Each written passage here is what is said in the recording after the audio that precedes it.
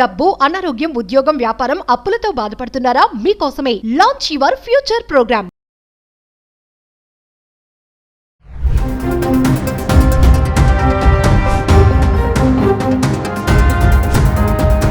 నమస్తే, welcome back to Suman TV. Present మనతో పాటు ఉన్నారు అనలిస్ట్ మందర్ కృష్ణారెడ్డి గారు. నమస్తే సార్. నమస్తే అమ్మా. సార్, మా యుఎస్ఏ ఫెడరల్ రిజర్వ్ బ్యాంక్ వాళ్ళు ఈ వడ్డీ రేట్లు ఏవైతే తగ్గించారో మరి బంగారం రేట్లు అమాంతంగా పెరిగిపోతున్నాయి. చూస్తున్నా, మనము ఆల్రెడీ చేస్తూనే ఉన్నాం. డైలీ 1,30,000 బంగారం దాటేసింది. అంటే మళ్ళీ అదనంగా చైనా పైన 100% మళ్ళీ ట్యాక్స్ వేశారు. మరి ఇవన్నీ కూడా కారణాలు అంటారా పెరగడానికి? డెఫినెట్గా ట్రంప్ కారణం కొంత ఉంది. అంటే ట్రంపే అన్నిటికీ కారణం మనం చెప్పలేకపోయినా ఈ మధ్య జరుగుతున్న ప్రతి సమస్యకి ఎక్కడో దగ్గర ట్రంప్ లింక్ ఉంది. అంటే డైరెక్ట్గా కాకపోయినా ఇండైరెక్ట్గా అయినా ట్రంప్ యొక్క ప్రస్తావన వచ్చే అవకాశాలు ఉన్నాయి. ఇక్కడ ముఖ్యంగా అమెరికాకు సంబంధించిన విషయంలో ఏం జరిగిందంటే, అమెరికా రిజర్వ్ బ్యాంక్ లాంటిది ఫెడరల్ బ్యాంక్ ఏదైతే ఉందో దానికి, అంటే మన రిజర్వ్ బ్యాంక్ ఎలా ఉంటుందో అక్కడ అమెరికన్ ఫెడరల్ బ్యాంక్ దానికి హెడ్ అయినటువంటి, అంటే ఆ బ్యాంకు తీసుకున్న నిర్ణయాలను బట్టి ఈ మధ్య వడ్డీ రేట్లు తగ్గించారు. అంటే బ్యాంకింగ్ రేట్లు అసలే చాలా తక్కువ ఉంటాయి అక్కడ వడ్డీ రేట్లు. మన దగ్గర 8%, 10%, లేదా వడ్డీకి ఇస్తే 12%, 18% ఇట్లా మన దగ్గర ఛార్జ్ చేస్తారు. అక్కడ ఉండేదే 2%, 3% అట్లా ఉంటాయి. మ్యాక్సిమం పెరిగితే ఎప్పుడైనా 4%కి వస్తుంది, అంతకు మించి రావు. అంటే మన దగ్గర మామూలుగానే మనం ఎస్బీఐ అకౌంట్లో డబ్బులు పెడితే, మామూలు ఎస్బీఐ అకౌంట్లో మనం డబ్బులు వేసుకుంటూ పోతే కూడా మనకి ఎంత డబ్బు అయితే ఉందో ఆ మంత్కి అంతకు మనకు 4% ఇచ్చేస్తారు. అంటే మన దగ్గర 4 నుంచి 8% దాకా వచ్చే పరిస్థితి ఇప్పుడు 7%, 8% దాకా ఉంది. ఒకప్పుడు 8%, 12% దాకా కూడా ఉన్నట్టు రోజులు ఉన్నాయి. అంటే మనం పెట్టిన డబ్బు 5 ఏళ్లలో డబుల్ అయ్యేది బ్యాంకులో పెడితే, అంత రేట్లు ఉండేవి. కానీ అమెరికాలో ఇప్పుడు కూడా చాలా తక్కువ వడ్డీ రేట్లు దొరుకుతాయి, ఎక్కువ వడ్డీ రేటు ఉండదు. అక్కడ ఉన్నదాంట్లో మరింత తగ్గించేశారు. ఎప్పుడైతే రేట్లు బాగా తగ్గాయో అప్పుడు జనమంతా కూడా పెట్టుబడులు బంగారం మీద పెట్టడం మొదలుపెట్టారు. కాబట్టి బంగారాన్ని ఎక్కువ కొనడం స్టార్ట్ చేశారు. కాబట్టి ఆటోమేటిక్గా బంగారం యొక్క రేటు బాగా పెరగడానికి దోహదం చేస్తుంది.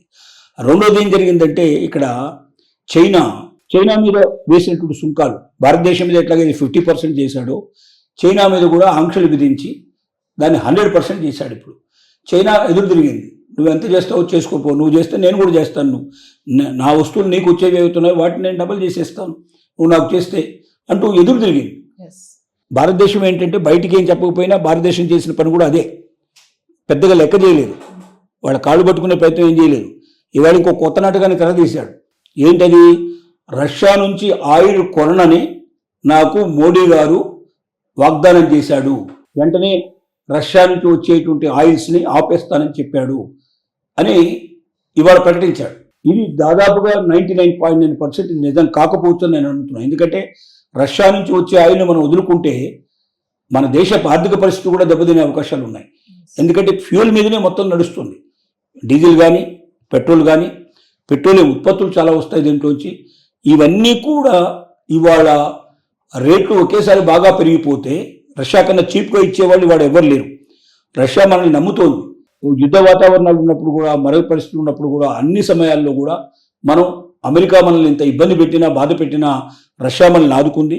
మనటి పాకిస్తాన్ యుద్ధంలో కూడా రష్యా మనకు ఆయుధాల విషయంలో కూడా మనకు సాయం చేసింది. అందువల్ల రష్యాను మనం వదులుకొని, రష్యా స్నేహాన్ని వదులుకొని, రష్యా ఆయిల్స్ని వదులుకుంటే లక్షల కోట్ల రూపాయలు ప్రతి సంవత్సరం నష్టపోయే అవకాశం ఉంటుంది. మనకు దేశ ఆర్థిక వ్యవస్థ చిన్నాభిన్నం అయ్యేటువంటి పరిస్థితులు ఏర్పడతాయి. కాబట్టి 99.99% ఆ వార్త నిరాధారం కావచ్చు అని నేను అనుకుంటున్నాను. ఎందుకంటే మొన్న ఎట్లాగైతే పాకిస్తాన్ యుద్ధాన్ని నేనే ఆపానని చెప్పి ఇప్పుడు బాగా టామ్ చేసుకుంటూ అన్ని చోట్ల చెప్పి నాకు నోబెల్ శాంతి భవనం కావాలని చెప్పి నాటకం, ఒక రకంగా చిత్రగుప్తుడు నాటకం ఏదో మనం చూస్తుంటాం కదా, అలా రకరకాల వేషాలు వేసుకుంటూ, అలాంటి వేషాలు వేస్తూ సమాజానికి అంతా కనపడేట్టు చేసుకున్నాడు. ఈరోజు ప్రకటించిన ప్రకటన కూడా మోడీ గారు నాకు వాగ్దానం చేశాడు, Modi is my best friend, ఆయన ప్రామిస్ చేశాడు నాకు రష్యా నుంచి ఆయిల్ కొనడం మానేస్తానన్నాడు అని వాడు బాంబు పేల్చాడు. అది ఎంతవరకు నిజం తెలియదు. అది దానివల్ల ఇంకా చాలా ఎఫెక్ట్స్ వస్తాయి. కానీ ఒకవేళ బంగారం మీద కూడా దాని ఎఫెక్ట్ పడేటువంటి పాసిబిలిటీస్ కూడా ఉన్నాయి. ఇంకా వార్త నిజమైతే ఇప్పటిదాకా మాత్రం ఎక్కువగా మనం కనబడుతున్నటువంటి కారణాల్లో ఒకటి, American federal bank, reserve bank లాంటిది, అక్కడ వడ్డీ రేట్లు తగ్గించడం వల్ల బ్యాంకులో డిపాజిట్ చేయడం కన్నా గోల్డ్ కొనిపెట్టుకున్నట్టయితే విపరీతమైన లాభాలు వస్తాయనే ఆలోచనతో కోట్లాది రూపాయలు, అంటే మామూలుగా లక్షల కోట్లు అక్కడి నుంచి తీస్తారు. ఎందుకంటే మన దగ్గర ఉండే డిపాజిట్లు కూడా ఎక్కువగా విదేశాల నుంచి వచ్చే డిపాజిట్లు ఎక్కువ ఉంటాయి. మన దాంట్లో పెట్టేటువంటి, Yes. మన స్టాక్ మార్కెట్లో పెట్టేటువంటి కూడా ఎక్కువగా అవే ఉంటాయి. మన బ్యాంకుల్లో పెట్టేటువంటి డిపాజిట్స్ కూడా విదేశాల నుంచే ఉంటాయి ఎక్కువ. ఎందుకంటే అక్కడ చాలా వడ్డీ రేటు తక్కువ వస్తుంది, ఇక్కడైతే వడ్డీ రేటు ఎక్కువ వస్తుంది, ఇక్కడ పెడతారు. కానీ వాళ్ళందరూ ఇప్పుడు ఇక్కడ ఉన్న బ్యాంక్ డబ్బులు తీసి అక్కడ ఉన్న డబ్బులు తీసేసి ఏం చేస్తున్నారంటే బ్యాంకులో వాళ్ళు ఈ గోల్డ్ కొనడానికి ఉపయోగిస్తున్నారు. అందరూ గోల్డ్ మీద పడేసరికి గోల్డ్ రేటు బాగా పెరుగుతుంది. ఇంకోటి సిల్వర్ రేటు కూడా విపరీతంగా పెరుగుతుంది, 2 లక్షలు దాటిపోయింది. మరి ఎందుకు సిల్వర్ ఇట్లా పోతుంది అంటే మనం చెప్పుకున్నాం ఇంతకు ముందే. ఒకటి, సోలార్ పరిశ్రమలో బాగా ఉపయోగిస్తున్నారు, వాహనాల తయారీలో విపరీతంగా ఉపయోగిస్తున్నారు, కొన్ని ఔషధాల లోపల ఔషధాలకు సంబంధించిన పరికరాలు తయారు చేయడంలో కూడా ఉపయోగిస్తున్నారు. ఇక మామూలుగా మొదటి నుంచి ఉండేటువంటి అలవాటు ప్రకారంగా కొన్ని దేవుడికి సంబంధించినటువంటి పాత్రలు కానీ లేకపోతే కొన్ని ఆభరణాలు కానీ ఇలాంటి తయారు చేసుకునేటువంటి పద్ధతులు కూడా ఉపయోగిస్తున్నారు. దీనికి తోడుగా ఏం జరిగిందంటే అమెరికానే అతిపెద్ద వెండిని సప్లై చేసేటువంటి దేశం.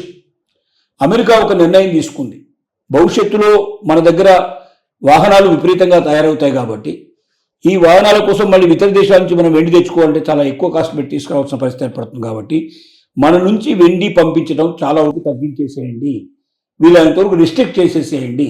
కాబట్టి అతి ఎక్కువగా అమెరికా నుంచి మనకు వెండి వస్తుంది, ప్రపంచ దేశాలకు వెళ్తుంది.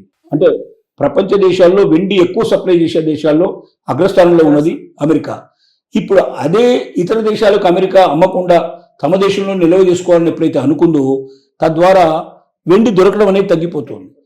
అందువల్ల వెండి రేటు విపరీతంగా పెరిగిపోతుంది. భవిష్యత్తులో మనం ఎప్పుడు చెప్తున్న విధంగానే బంగారం కన్నా వెండి రేటు బాగా పెరిగే అవకాశం ఉంది, అనేక రెట్లు బాగా పెరిగే అవకాశం ఉంది.